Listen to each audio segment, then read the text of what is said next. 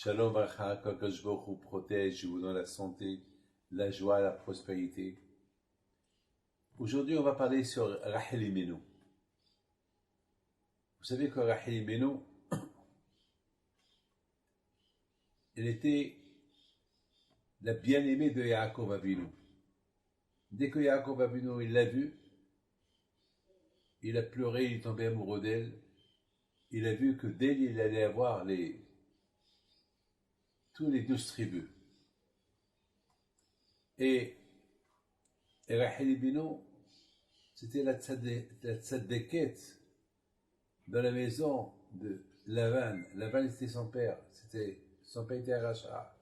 Elle était une tzadékette, elle est à sa sœur. Et les deux, ils étaient les enfants de Lavan. Lorsque Yaakov il a vu Rachel et Léa, il a dit à Yaakov il a dit à Lavan, voilà, je vais travailler pendant 7 ans pour Rachel. Et c'est ce qu'il a fait. Il a travaillé 7 ans. 7 ans pour marier Rachel. Et après, qu'est-ce qu'il fait Lavan, le père de Rachel? Il lui change la femme. Au lieu de lui donner Rachel, il lui a donné Léa.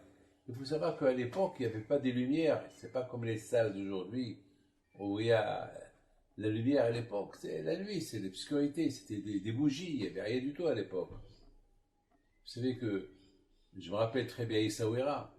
C'était pas partout où il y avait électricité. Je me rappelle à mon époque. Donc, lorsqu'on rentrait à Essaouira de loin, on voyait rien qu'un peu de lumière.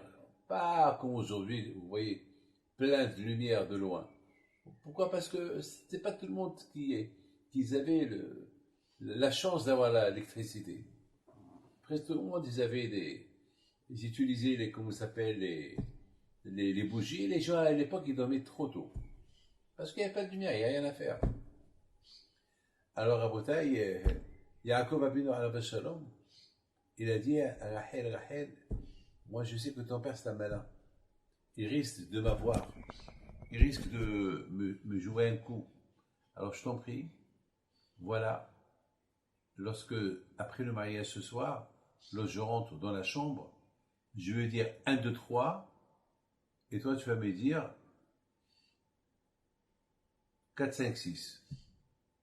1, 2, 3, et toi tu me dis 4, 5, 6.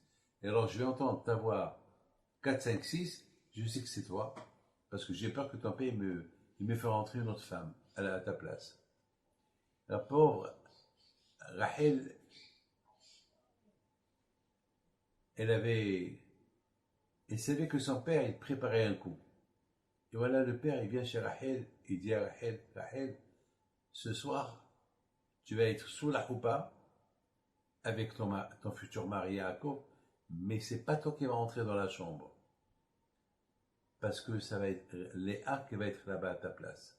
Nous, soi-disant, on va t'accompagner dans la chambre, comme c'est la coutume, mais toi, on t'accompagne quelque part, mais dans l'obscurité, Yaakov va pas te voir, et il va rentrer, et ça va être Léa, et puis, alors, elle peut pas, mais demain, Yaakov il va se rendre compte que je suis pas là. Alors, qu'est-ce que je vais faire demain? Et d'ici demain, Dieu est grand. Pour le moment, fais ce que je suis. Parce que, grâce à Yaakov, j'ai bien cartonné. Il m'a apporté bonheur. Alors peut-être il va travailler encore avec moi, encore 6 ans, pour toi. Comme ça, Léa, la pauvre Léa, imaginez-vous la honte que va subir Léa. Lorsque Yaakov va dire 1, 2, 3, et elle va dire quoi? Rien du tout. Donc qu'est-ce qui va se passer? Il va se passer que Léa, la pauvre, elle va subir la honte, et Yaakov elle va dire non, tu sors de la chambre. Il va y avoir une guerre entre lui et, comment il s'appelle, et son beau-père, et ça va être Rachel qui va rentrer après. C'est tout, comme convenu. La pauvre Rachel, elle ne pouvait pas accepter la honte qu'elle va subir Léa, sa sœur. Qu'est-ce qu'elle fait, Rachel? Elle appelle Léa. Il dit, Léa, tu sais ce que papa va te faire ce soir? Je sais. Je sais la honte que je vais avoir ce soir avec Yaakov. Parce que toi, tu vas être sur la choupa avec Yaakov, et lorsqu'ils vont t'accompagner à la chambre, moi je suis déjà dans la chambre, et toi ils vont te faire entrer dans une autre chambre, et après Yaakov il va rentrer, et je ne sais pas quoi lui dire. Il dit, tu sais, ma soeur, je veux pas que tu aies la honte. Voilà, je veux faire avec toi un deal. Toi, tu restes dans la chambre. Yaakov il va rentrer, il va dire 1, 2, 3, et toi tu vas répondre 4, 5, 5, 4, 5, 4, 5, 6. 1, 2, 3, 4, 5, 6. Lui, il va dire 1, 2, 3, toi, tu continues. Lorsqu'il va entendre 4, 5, 6, il sait que c'est toi. Alors, lui a dit, mais attends, mais je n'ai pas la même voix que toi. Alors, Rachel lui dit, tu sais quoi? Moi, je vais me cacher dans la chambre. Je vais rester sous le, donc, quelque part. Lorsqu'il va rentrer, il va dire 1, 2, 3, c'est moi qui va dire 4, 5, 6. Donc il va écouter ma voix et on va passer la nuit. Et moi je reste dans la chambre jusqu'à qu'il s'endort et je quitte la chambre. Vous imaginez mes amis, qui peut faire ça? Ça veut dire que Rachel Imenu, si elle fait ce coup à Yaakov, Yaakov va s'énerver, il va jamais la marier et Rachel elle va être mariée à Esav. Et peut-être Yaakov Abinu, il va s'énerver sur Léa. Et on ne peut pas imaginer les circonstances de ce qui va se passer. Il aurait pu, vous savez, Rachel aurait pu dire, bon, le problème il est là, mais c'est pas moi qui dois payer les conséquences pour ma sœur. Mais Rachel, elle n'a pas voulu que sa sœur, elle a la honte. Elle a préféré qu'elle se sacrifie pour sa sœur,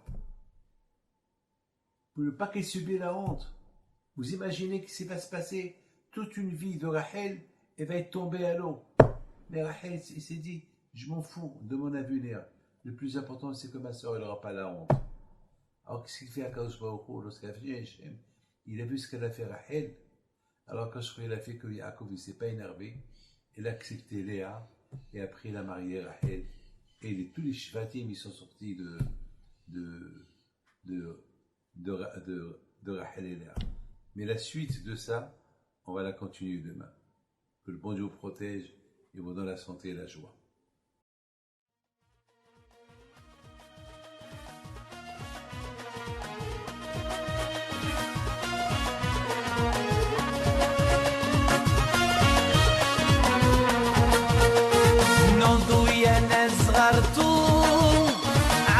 حي بنتو وقف لنا زي خوتو يا وز خوتو